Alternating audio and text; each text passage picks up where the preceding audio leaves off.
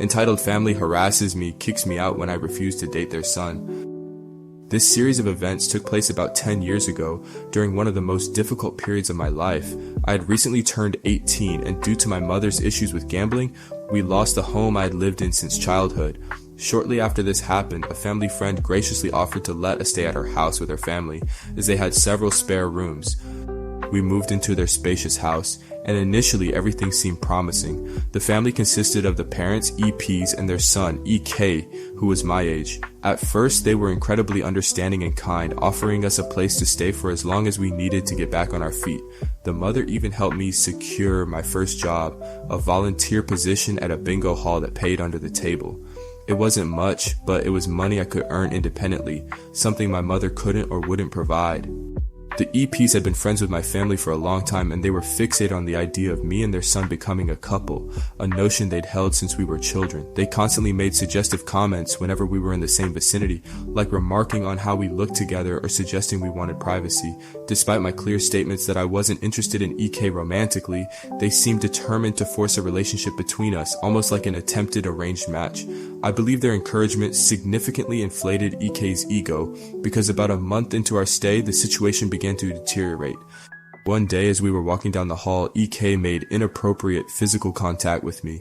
I was completely shocked and reacted strongly, yelling and expressing my anger.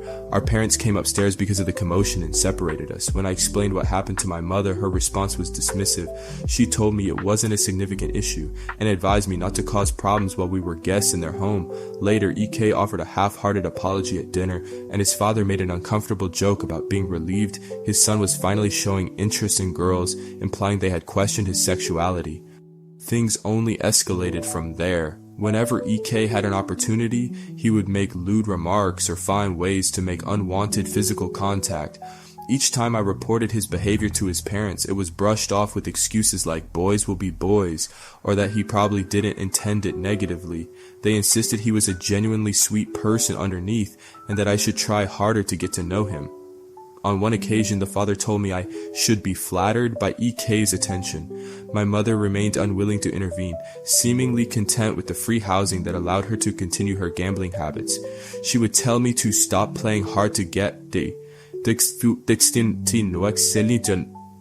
One day, EK made another unwanted advance while I was sitting on the couch. I confronted him, telling him I was fed up with his actions and that he needed to stop immediately. His reaction was chilling. He gave me a terrifying stare and declared, "Shut up.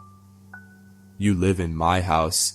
After that incident, I was so afraid of being alone with him that I would linger at school for as long as possible, only returning when necessary. If I had to go back, I would hide in my room with the door locked, not coming out until I was certain other people were present. I lived in constant fear of what he might do if I wasn't careful. Several months later, I was informed, not asked, that I would be attending EK's senior prom with him the following week.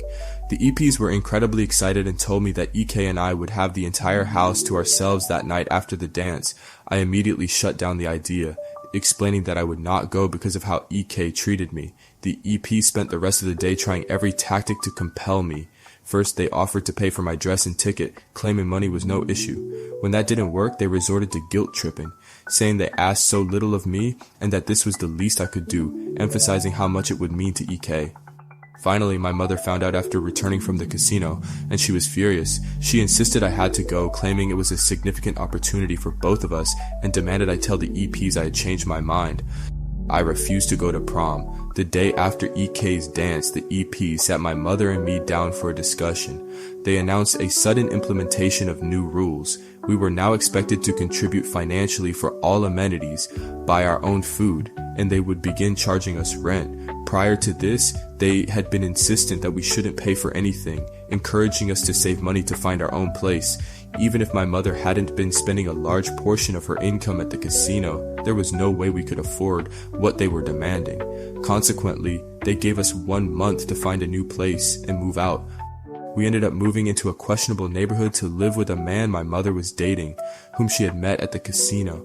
My mother blamed me entirely for the situation, saying I had blown a golden opportunity for both of us. She told me I had effectively ruined a promising future that had been laid out for me simply because I wouldn't dance and put out. Her words were deeply hurtful, and the memory still brings me anger today. A few months later, I graduated from high school, but my mother did not attend the ceremony. When I returned to the house I was staying at, I found all of my belongings sitting on the curb next to the trash cans, having clearly been rummaged through. I discovered my key no longer worked and no one answered their phones. I waited until around 3 in the morning for my mother to return from the casino. When she finally did, she made it clear in no uncertain terms that I was on my own now. Nothing I said could change her mind, and I eventually packed what little remained of my belongings into my car. I spent the next month or two couch surfing or sleeping in my car, working as many hours as I could. Eventually, I managed to save enough money to secure my first apartment with a roommate. I have not had contact with my mother or the EPS since then. However, recently, my mother left me a voicemail asking if we could talk because she wasn't happy with how things ended between us. Since that message, she has been calling my phone constantly every day. I have no intention of ever answering her calls. Refusing unwanted advances gets you kicked out. Unbelievable entitlement. Make sure you are subscribed so you do not miss the rest of this wild ride. Entitled mother tries to force me to lie about son's harassment. I work as an 8th grade teacher. A few months ago, a female student approached me privately to report that a male student in her class was sexually harassing her. She presented me with text messages containing explicit and disturbing sexual content that he had sent her, and she also recounted inappropriate things he had said to her in the hallways. She explained that she had repeatedly asked him to stop, but his behavior continued, and she requested my help in keeping him away from her in my classroom. Before filing an official report with the guidance office and administration for investigation, I spent a class period closely observing the 2 students to corroborate her claims. Once I was actively looking for the behavior, I noticed the male student doing things like licking his lips in her direction from across the room, lingering near her, and finding excuses to walk past her desk frequently. I personally overheard him make a lewd and inappropriate comment about her to another student.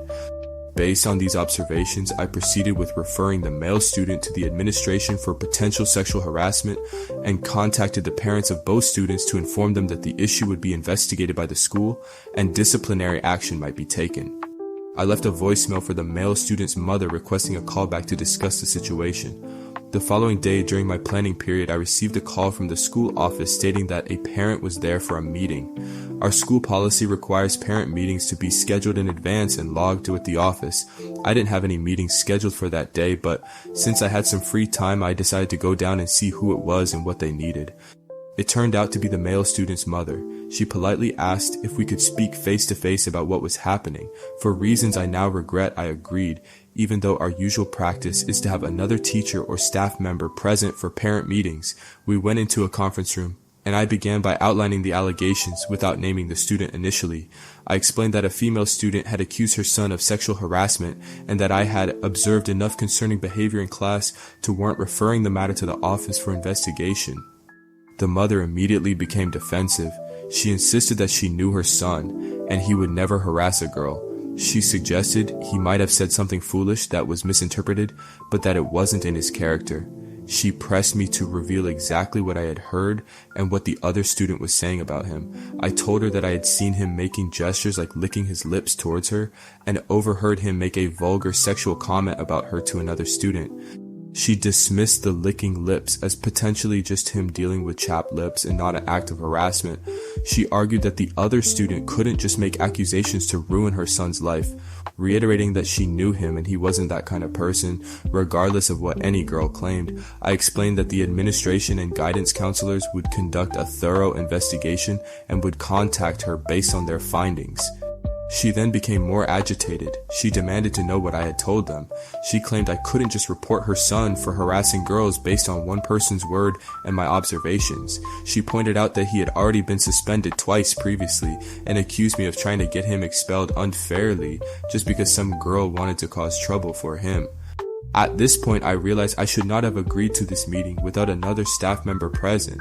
The mother was getting increasingly upset. My next class was approaching and I was alone. I repeated that I had simply reported the students' claims and the behaviors I had witnessed and that the school would investigate. I emphasized that I was not the final decision maker and that any issues she had needed to be addressed with the principal. She insisted that the principal disliked her son and wouldn't listen. She then demanded that I go and tell the administration that the whole thing was baseless. She repeated that I had misinterpreted what I saw, claiming he was just licking his chapped lips, and she wouldn't tolerate this harassment nonsense. I calmly reiterated that I had reported what I saw and that the investigation would proceed. I told her again that if she had a problem with the process or the report, she needed to speak with the principal. She became more aggressive, stating, "But you didn't see anything and you need to tell them that. I'm telling you, I know my son and you've got this all wrong. If he gets expelled because you don't know what you saw, it's going to be your fault." Eventually, I managed to de-escalate the situation enough for her to leave. I immediately reported the parents' hostile reaction and attempt to pressure me to the administration. They proceeded with their investigation and discovered substantial evidence that the student was, in fact, sexually harassing not just the student who reported him, but 3 different girls. As a result of their findings, the student was expelled from the school. Entitled tourists demand Wi-Fi, insult my great-grandparent, get kicked out and fined. This incident occurred a couple of years ago when I was 17. During the summers, I would help out at my grandpa's restaurant. The restaurant was located on the ground floor of our family home in a tiny village in northern Spain, specifically Asturias. My great-grandparents, who were my maternal grandmother's parents, lived on the upper floor. In the restaurant, my great-grandmother and grandmother handled the cooking, while my great-grandparent and grandfather managed the tables. It was a small place, with about 8 4-person tables inside and space for 2 more outside if the weather was good. It also functioned as a local bar, often filled with villagers, many of whom were retired and spent their days playing cards and enjoying drinks. Despite its small size and remote location, it was usually quite busy, especially in the summer. The restaurant was founded by my great-grandparents in 1941, giving it a long history and a solid reputation among the locals. My great-grandparents were highly respected and loved within the community. They truly were wonderful people. Although the village was remote, we would get 4 or 5 groups of tourists each week during the summer. My brother and I were usually tasked with serving these tables because we were the only family members who spoke a language other than Spanish. Our operating hours at the time were from 12 p.m. to 10:30 p.m., but the kitchen was only open from 1 p.m. to 3 p.m., and again from 7:30 p.m. to 9 p.m. We served a single fixed menu that included a starter, 2 main courses, dessert, and a choice of cider or water, priced at €10. The story begins around 4 p.m. Most customers had finished eating and were relaxing with coffee or a drink. My grandparents and great-grandparents were having their own meal, having waited until everyone else was served. My brother and I were tending to the tables in case anyone needed refills. Suddenly, a car pulled up outside and I heard a woman speaking loudly in English. As they entered, the woman, who would turn out to be the entitled mother, Ian, announced, "We would like to have a table. Someone from the hotel told us this was a great place to eat."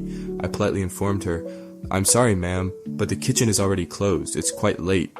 The EM responded sharply, "Yes, it's late because we got lost on these damn roads. Is it that hard to put up proper signs? And we have a hungry child."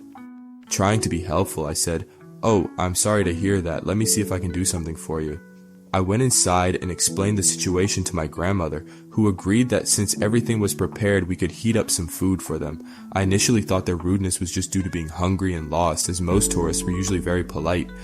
When I returned, the EM demanded impatiently, "Well, are you going to give us a table or not? If the kitchen is closed, how are those people eating?" She pointed at my grandparents, who were having their meal. I chuckled a bit and replied, "Well, those are the owners, so they can eat whenever they want. Anyway, I've checked, and you can eat too. Please follow me to your table." They followed me to a table, and I explained that we only had one menu. They looked surprised, but seemed to accept it. I brought them bread and a bottle of water. They started eating the bread ravenously, reinforcing my initial theory that they were just hungry. As soon as I served the starter, the entitled father, EF, demanded the Wi-Fi password. "Hey, we saw you have a Wi-Fi network. What's the password?" I explained, "Yes, we have one, but the Wi-Fi is for the staff's personal use." Our connection was limited and slow, with a small data allowance that my grandpa used for news and my brother and I for messaging friends. The EF was immediately indignant. "That's ridiculous. We are paying customers, and we deserve access to your Wi-Fi." The EM chimed in, "Yes, our little angel wants to watch some videos. We don't have any internet access here." I repeated, "Sorry, but as I said, it's for personal use." The EM retorted, "That's not right. This would be unacceptable in America." I responded, "Well, I'm sorry to inform you that we are not in America." The EM said something to their spoiled kid. SK, who immediately started running around the restaurant, stomping his feet and shouting, causing a disturbance. My great-grandparent came over to me and asked what was happening. I explained the situation and he asked me to translate what he was about to say. He addressed the family directly. "Please, lady, control your child or I will have to ask the three of you to leave." The EM exploded, shouting, "Don't you dare tell me how to raise my child, you dinosaur." The EF added, "Don't get close to my child, you old creep." By this point, everyone in the restaurant was staring at this family in disbelief. I hesitated for a moment but translated their insults to my great-grandparent, expecting a strong reaction. Instead of responding directly to them, he calmly turned around and asked two men sitting at a nearby table to escort the family out of his restaurant. I then explained to the family that if they didn't leave voluntarily, these two men, who happened to be off-duty guardias civiles, a type of rural police, would remove them. The family didn't seem to believe that the two men were police officers and refused to leave until they were served. Finally, both men stood up, showed their official badges, and politely but firmly asked the family to leave in English. The EM, EF, and SK finally got up and started to leave. However, as they were exiting, the police officers noticed that the family had parked their rental car directly in front of our garage entrance, blocking it completely in a clearly marked no parking zone. The officers decided to request their rental car documents, took a couple of photos of the illegally parked car, and issued them a €200 fine for obstructing private property access. It was quite the scene, but seeing them get fined after their behavior provided a bit of satisfaction. Demanding Wi-Fi and then calling the owner a dinosaur, they got exactly what they deserved. Entitled Mother calls me the office slut for wearing a swimsuit at a beach surf school. I briefly mentioned this incident in a comment on another post and several people seemed interested in hearing the full story, so here it is. I work as a surf instructor at a surf school located right on the beach. It was the end of the workday and I had just finished my last class. I had taught 5-hour-long classes back to back and was completely soaked and covered in wet sand. All I wanted was to get out of my wetsuit and maybe take a quick swim before heading home. I was inside the surf shack where we operate, along with 3 coworkers I'll call Sam, Joe, and Mick. While these are not their real names, Sam's actual name is also gender neutral. I had already completed my closing duties, so while Sam was putting the close sign on the door and locking up and Joe and Mick were organizing the wetsuits and returning the boards to their racks, I left them to finish up and went to the changing area to get out of my wetsuit. I had changed down to my tankini when I heard a loud, high-pitched voice with an American accent. "Excuse me? Hello? Service, please?" Seeing that my coworkers were busy, I quickly pulled on my skirt and went to the door. The woman who stood there, the entitled mother, EM, didn't fit the typical Karen look. She had long hair, a tan, and was wearing a bikini with a large floppy beach hat and a sarong tied around her waist. Her daughter, who looked to be around 10 to 12 years old and resembled a smaller version of her mother, was with her. The daughter didn't say anything throughout the entire encounter, so I can't judge if she was entitled herself. I greeted them, "Hi, can I help you?" The EM's immediate response was, "You could start by putting some clothes on." My tankini covered roughly the same amount of skin as a one-piece swimsuit, with just a strip of my midsection showing. While the neckline was a bit low, the EM was literally wearing a bikini, exposing far more skin than I was. Despite her hypocrisy, I activated my customer service mode. "I am very sorry, Miss Sam. Can you grab me my shirt, please?" Sam, overhearing, tossed my tank top to me and I pulled it on. "Better?" I asked. "Not really," she replied. "Is there anyone else who can take care of us today?" "Sorry, my coworkers are a little busy right now at cocaine," I explained. "We're in the process of closing up." I go, "Fine, Summer," she said. "I want to sign my daughter up for classes tomorrow." I began going through the available time slots, discussing when we could fit her daughter in, the prices, and the necessary requirements. As I spoke, I was gesturing with my hands and leaning over the counter slightly to point things out on the sign-up sheet. The EM interrupted me again. "I'm sorry, don't you have a sweatshirt or something?" This was the middle of summer during a heat wave at the beach. I was baffled. Clinging to my fading customer service smile, I replied, "I'm sorry, no, I don't have another shirt here. Would you like me to continue explaining the classes? Is there no one else I could speak to?" She demanded, "You're making my daughter feel self-conscious." At that point, I gave up on being overly polite. "You're making me feel self-conscious," I stated. "It's summer. We're on a beach during a heat wave. I don't have another shirt here. Everything that needs to be covered is covered, and with all due respect, you are wearing less than I am." Sam, who was wearing a t-shirt and denim shorts, heard the exchange. Recognizing the tone in my voice that meant I was about to lose my patience, he looked at me, I nodded, and he stepped in. "I'd be happy to help you, miss. My name is Sam. OP, why don't you go—" The EM interrupted him. "Sam is a guy?" Sam replied, "Last I checked." "I thought you were a girl," she said. "Sorry to disappoint," Sam responded dryly. The EM then turned her attention back to me. "Do you think it's appropriate to wander around like that when there's a young man nearby?" She then directed her comment to Sam. "You should report her to HR. Sam defended me. It's a beach. People walk around in less clothing all the time." The EM repeated stubbornly, "It's inappropriate." Sam pointed out the obvious, "You're wearing a bikini." The EM's logic was astounding. "I'm not working, she is." I interjected, "You do know this is a surf school, right?" Mick and Joe, hearing the raised voices and the unusual conversation, decided to come over just in case. They were both shirtless, wearing board shorts and flip-flops. Mick came up behind me and asked, "Is there a problem here?" Joe stood beside him, adding, "Anything we can help with?" The EM's eyes widened in shock and apparent horror as she looked between me and the three young men. Recovering slightly, she started, "I was just saying that—" I finished her sentence for her. "She was just telling me to put some clothes on." Mick chimed in, "You know this is a beach, right? If anything, she's overdressed." The EM could see that she wasn't going to convince me to magically produce more clothing, and it was clear from the boys' reactions that they weren't going to side with her. Then a new, ridiculous thought seemed to strike her. "Just what were you four doing back there?" Joe answered simply, "Closing up." "I'm not stupid," she exclaimed. I silently begged to differ. "You're telling me she answered the door practically naked, and you're all wearing barely anything, but nothing is going on here?" she challenged. Mick, seizing the opportunity for some dark humor, joked, "OP, we've told you not to answer the door naked." I couldn't help but laugh. The EM's face contorted in anger. "Don't you laugh at me, you little whore. I know what's going on here, you perverts." Sam, who is gay, burst into uncontrollable laughter, doubling over. The EM's daughter looked mortified, her face bright red, buried in her hands. Sam, still laughing uncontrollably, managed to say, You think that," before trailing off into more laughter. The EM, enraged, yelled, "Oh sure, everyone protects the office slut." Joe literally collapsed onto the floor, clutching his stomach from laughing so hard. Mick, not missing a beat, leaned in and said sarcastically, "Yeah, now if you don't mind, we're mid-orgy, so get in or get out." Right at that moment, my boyfriend showed up. He saw me, Joe, Sam, and Mick in fits of laughter, the EM looking absolutely furious, and her daughter bright red and hiding her face.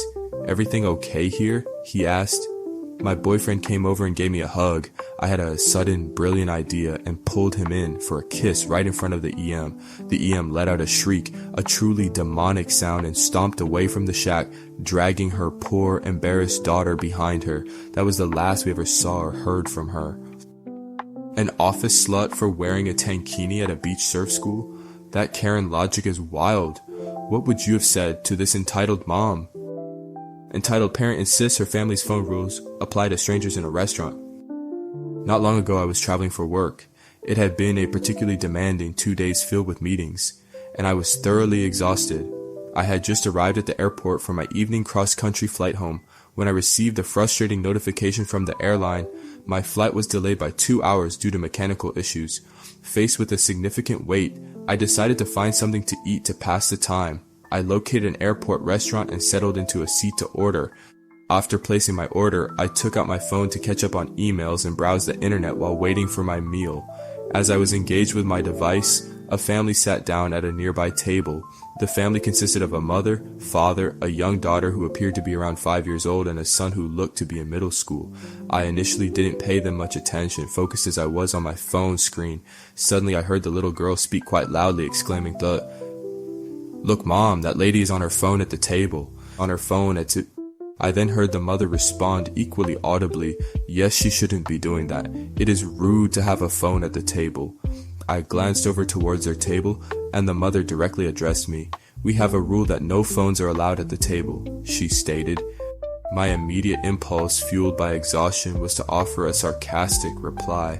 However, I quickly decided it would be better to respond politely. I looked at the little girl and said in a calm voice, "We have the same rule in my family, but since I'm here alone right now, I'm not being rude to anyone by looking at my phone." At this point, the son looked visibly mortified, appearing as though he wanted to disappear under the table. The father seemed to recognize the awkwardness and tried to hand his wife a menu, suggesting, "It's okay, let's just order." I genuinely thought that would be the end of the interaction, but I was mistaken. The mother persisted, saying in a tone typically reserved for a disobedient teenager, "Obviously you have a family, so you know how important it is to follow rules. I would appreciate it if you would put away your phone." The little girl chimed in, echoing her mother's sentiment. "Yeah, you have to put your phone away. My brother can't have his phone at the table, so you can't either." I looked back at the little girl, and in as sweet a tone as I could manage while being firm, I replied, "Well, the great thing about being a grown-up is that I can do whatever I want, so for now I'm going to keep looking at my phone." I then turned my attention back to my email. The mother let out a dramatic, loud sigh. The teenage son looked even more embarrassed than before, and the father again attempted to steer the conversation back to ordering food and leaving me alone. Undeterred, the mother called the waiter over and demanded that they be moved to a different table. The waiter, looking visibly annoyed, reluctantly relocated them to a different section of the restaurant. My food arrived shortly after, and I was finally able to eat in peace, enjoying my meal while browsing Reddit on my phone, just as I had intended. Wow, trying to parent a random adult? Only an entitled parent would do that. If you want more stories like this, smash that like button and subscribe, and I'll catch you in the next video.